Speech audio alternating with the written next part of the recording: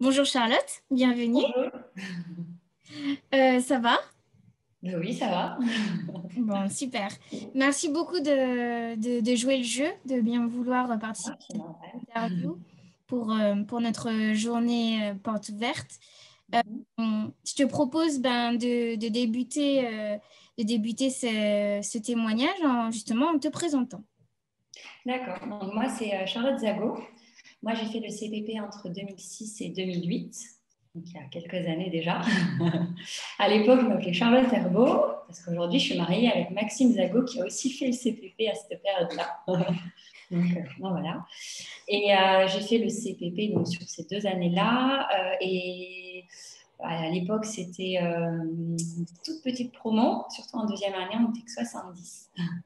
Oui, d'accord. Voilà.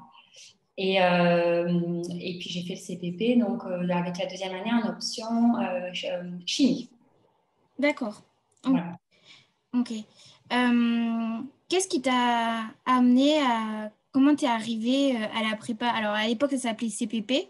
Ah oui, pardon, c'est vrai. Oui, et maintenant, c'est la prépa des INP. Comment déjà t'as découvert la prépa des INP et puis pourquoi la prépa? Alors, la découverte, c'est par hasard en fait. C'est ma maman qui s'est renseignée parce que moi, je voulais pas faire de prépa classique. Je voulais pas de prépa avec concours parce que je me sentais pas capable de bosser pendant 2 ans à concours. Et je ne voulais pas la fac non plus parce que je voulais quelque chose où j'étais un peu plus encadrée. Donc en fait, on a cherché toutes les deux. Et c'est ma maman qui a trouvé par hasard en discutant avec des amis parce qu'à l'époque où je l'ai fait, c'était un peu moins connu qu'aujourd'hui, je pense. Il y a beaucoup moins de prépa en France, il n'y en avait que 3. Donc voilà, c'était moins connu. Donc c'est par hasard. Moi, j'avais postulé en plus en parallèle à l'INSA. Et puis au final, je n'ai pas été prise à l'INSA, j'ai été prise au CPP et je ne regrette pas du tout. Et on a choisi aussi la prépa parce qu'à l'époque, je ne savais pas trop ce que je voulais faire. Et on a été parti du principe qu'il fallait trouver quelque chose de généraliste pour retarder au maximum le moment où j'allais faire un choix sur une spécialité en particulier. Et c'est vrai que le CVP, enfin la prépa, c'était un peu le bon compromis parce que je savais que j'avais un an et demi pour encore approfondir mes idées, puisqu'à l'époque, je voulais faire plutôt de la biologie, mais j'étais pas sûre de moi. Donc c'est bien, mais ça m'a laissé un peu plus de temps et je me suis aperçue que j'ai pris la chimie. Donc c'était plutôt positif. Oui, d'accord. Ben justement, tu fais une bonne transition. Comment comment tu as réussi à construire ton projet professionnel? Peut-être pas le projet professionnel, mais en tout cas ton orientation pour... Mais ça s'est fait en fait au fil de l'eau. C'est-à-dire, moi j'aimais bien, je sais que à la sortie de la terminale, moi j'avais fait une option SVT, j'aimais bien la bio. Donc je m'étais dit, je vais faire quelque chose là-dedans. Mais il fallait que bon, je ne savais pas trop. Donc du coup, je me suis dit, bon, mais on prend le CPP, comme ça c'est large, et pendant cette année et demie, je vais avoir le temps de le voir. Et en fait, il s'est aperçu que les cours de chimie au CPP m'ont plus plu que les cours de bio. Et donc je me suis dit, bon, ben, on va continuer. J'ai regardé un petit peu les écoles qu'il y avait derrière et je me suis dit, ben, pourquoi pas, on part en chimie, ça me plaît. Les débouchés derrière, ben, il y en a. Donc on y va. Et c'est comme ça que j'ai choisi l'option chimie au CPP et que j'ai intégré l'NCA 7, donc l'école de chimie de Toulouse, dans le département chimie. Voilà. Mais ça s'est fait vraiment, en fait, au fil de l'eau, un peu au feeling. Et je trouve que c'est ça qui est bien avec de la prépa, c'est qu'on peut rentrer en disant ben, je vais faire ça. Et en fait, se rendre compte que finalement, on aime moins parce que justement, on a touché à pas mal de matières et des matières auxquelles je n'aurais même pas pensé en plus. Donc, c'était plutôt bien d'avoir fait le CPP pour ça. Tu as bénéficié d'un accompagnement de l'équipe pédagogique aussi pour confirmer ton choix? Je sais qu'on a eu des points avec eux. Après, on discutait aussi un peu avec les anciens, mais au travers des prépas, etc. Mais après, c'était plus personnel. Et puis après, il se trouve qu'en chimie, j'avais les notes correctes. À l'époque, Marie-Claude Beder, elle nous faisait les interventions, donc j'avais pu échanger aussi avec elle. Et donc voilà. Et puis, j'ai pas eu d'avis négatif de la part des enseignants. Ils m'ont plutôt dit OK. Donc du coup, ça a été fluide en fait. Ok. Et ton intégration après, justement, dans l'école, ton... Ouais. Et comment ça bien, s'est passé? ça s'est passé plutôt bien. Après, c'est vrai qu'en venant de la prépa, on a quand même, je trouve, une ouverture d'esprit un peu plus grande que les gens qui ont fait la prépa classique. Parce que nous, pendant 2 ans, on a été préparés à rentrer en école d'ingé. alors que les prépas, ils ont été préparés pendant 2 ans à un concours. Donc, du coup, on arrive dans un état d'esprit tout autre. On a déjà un peu l'esprit étudiant, parce on avait déjà les jeudis après-midi, la partie intégration qui fait quand même partie de la prépa et qui est quand même important, ça permet d'avoir un à côté. Donc, on avait déjà eu, entre guillemets, une vie étudiante pendant 2 ans, donc en fait, c'était un peu la continuité. Donc, le décalage, il est plus avec les autres élèves j'ai trouvé les premiers mois, où eux, ils découvraient en fait la vie étudiante, parce que c'était pas vraiment une vie étudiante qui s'éveille pendant 2 ans. Mais au final, après, ça se rattrape vite. Et au bout de quelques mois, on était dans le même mood tous. Donc, c'était plutôt bien. D'accord, ok. Euh, Tu peux nous dire dans quel département tu étais quand tu étais à l'NCA 7? Donc, à l'NCA 7, moi, j'ai fait le département chimie. Alors, c'est 1 an et demi, parce qu'en fait, à l'NCA 7, on a les 3 premiers mois de tronc commun, donc tous les départements mélangés. Après, on a la fin de la première année et toute la deuxième année dans notre département, dans le département chimie. Et là, je me suis aperçue qu'en fait, à la chimie, je ne voulais pas en faire mon métier. Et donc, j'ai eu la chance de pouvoir prendre en 3e année une option un peu plus généraliste qui s'appelait QSE, donc qualité, sécurité, environnement, qui au final n'était pas déconnante par rapport à la chimie, parce que, bon, quand on pense chimie, on pense, surtout à l'époque, on pense à l'explosion d'AZF à Toulouse, donc c'est pas sans risque.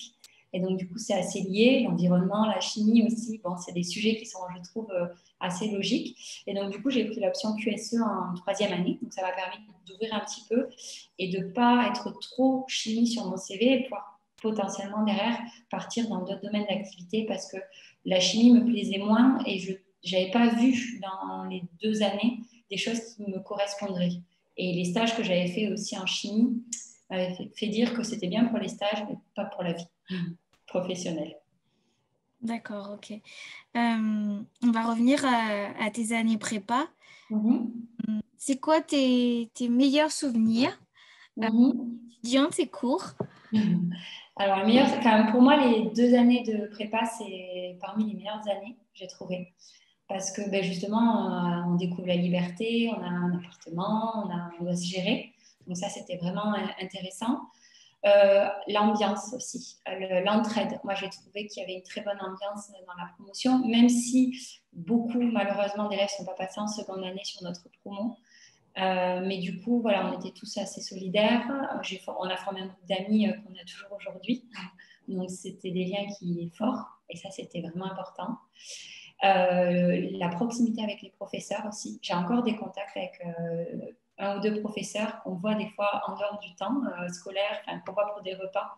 Donc ça, c'est vraiment bien et c'est peut-être les seuls professeurs que je revois. Et j'ai toujours plaisir à venir au CPP. Donc c'était vraiment 2 années que j'ai beaucoup aimées, malgré la difficulté des cours, parce qu'il n'empêche que on bosse et que c'était dur et que moi, je suis passée en 2e année, je n'avais pas la moyenne. J'ai fait partie du comité d'admission en 2e année parce que je n'avais pas la moyenne. Donc c'était dur. Mais au final, je n'en retiens que les bons côtés parce que ça m'a fait beaucoup grandir.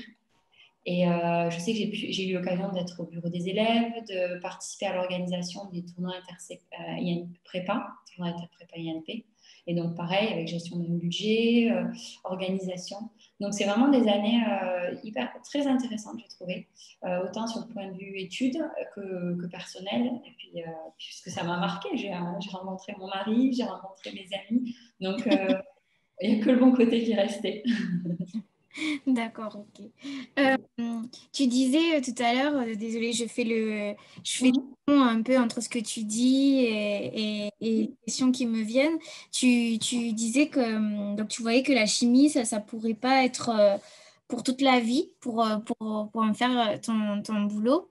Euh, Comment tu l'as un peu dit, mais est-ce que tu peux nous réexpliquer un peu ce que tu avais dans la tête? Comment tu as réfléchi à ton à l'après-école, en fait, à ton avenir professionnel? Est-ce que tu avais déjà une vue sur les débouchés, euh, sur ce que tu voulais faire?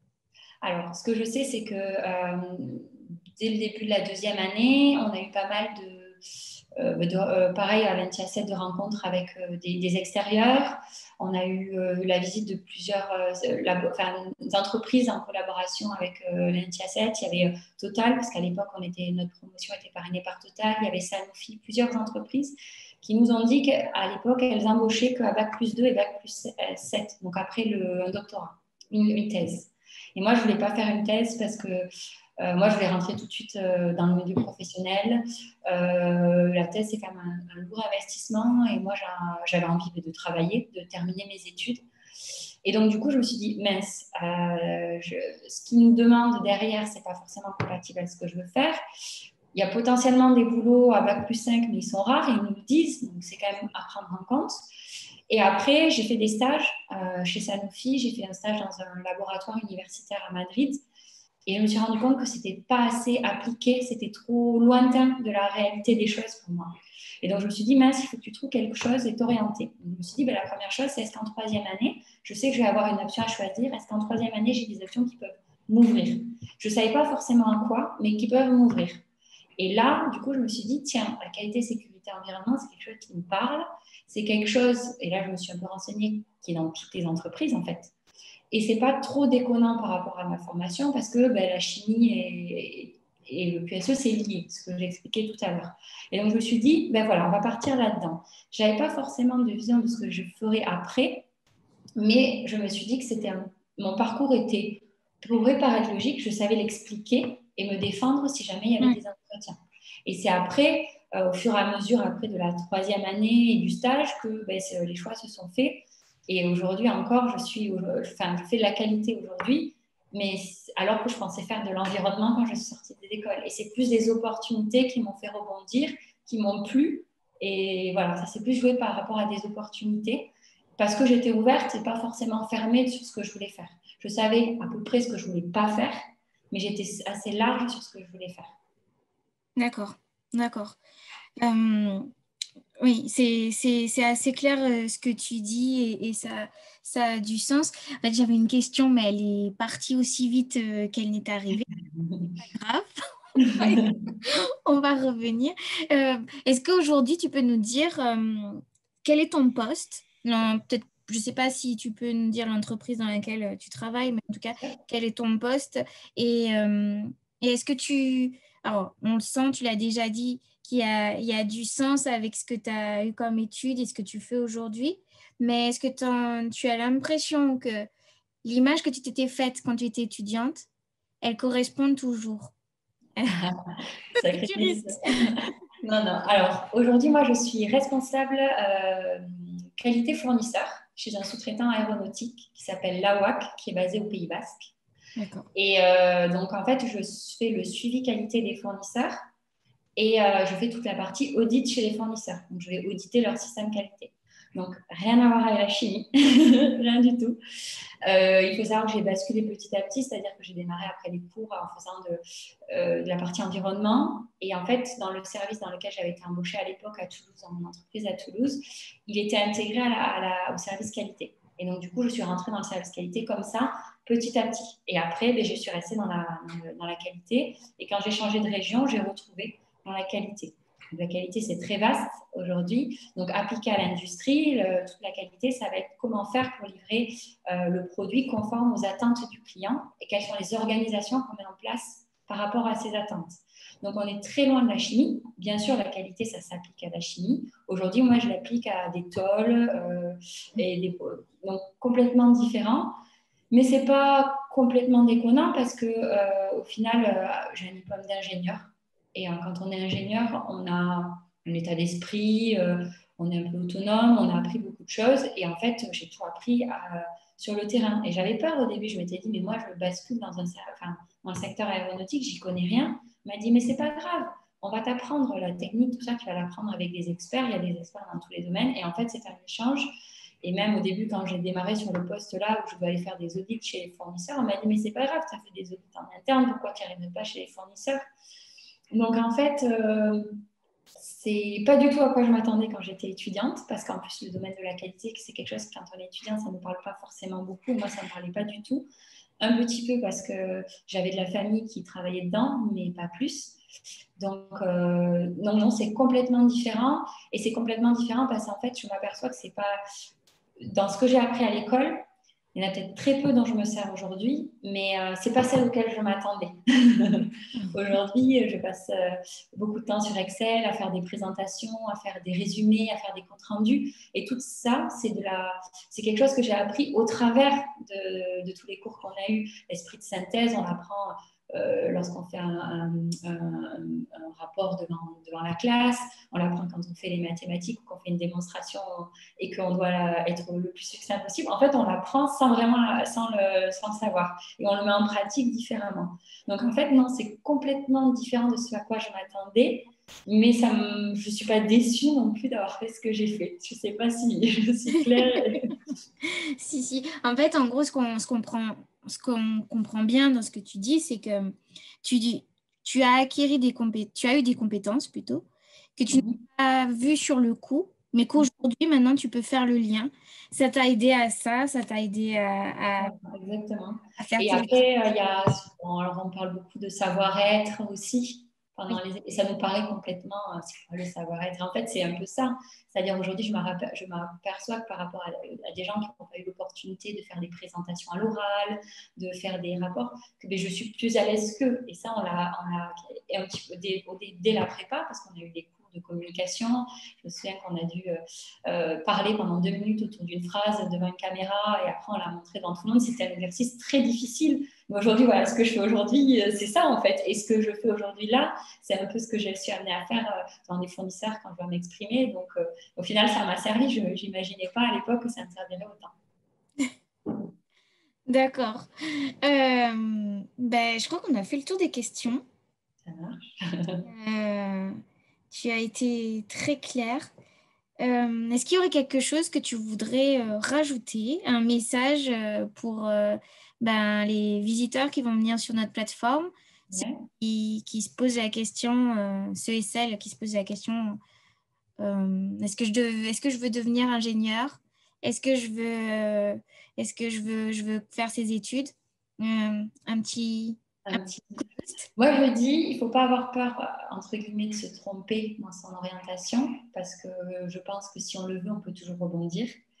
Et après, pour ceux qui ne savent pas vraiment ce qu'ils veulent faire et qui ont la capacité de faire une école d'ingé, donc faire 5 ans d'études, il faut le faire, parce que derrière, ça nous laisse le choix, que derrière, on peut se réorienter, qu'on est plein, enfin, j'en connais plein qui se sont réorientés, mais parce qu'on avait ce bagage-là, ça a été, je pense, plus facile que si on avait fait la fac ou des études beaucoup plus courtes. Donc, si on a les moyens de le faire, il faut le faire. Et puis, c'est pas perdu, on peut se réorienter. Moi, j'ai des amis qui refont des études à 30 ans. Donc, il ne faut pas avoir peur, il faut se lancer. Et si on a des capacités à se lancer là-dedans, parce qu'on ne sait pas exactement ce qu'on veut faire, mais qu'on peut le faire, il faut le faire, parce que derrière, on a, je pense, heureusement, plus d'ouverture. C'est dommage de dire qu'il faut faire ça pour avoir des ouvertures, pour faire ce qu'on veut, mais je pense que c'est un peu la réalité aujourd'hui. Et en tant qu'ingé, je pense qu'on peut travailler dans énormément d'entreprises et de secteurs et que c'est important à l'heure actuelle de pouvoir être le plus diversifié possible et de se donner les chances partout. Parfait. Ben, merci beaucoup, Charlotte. De rien. Et je te remercie et à une prochaine fois. À une prochaine fois. Au revoir. Au revoir.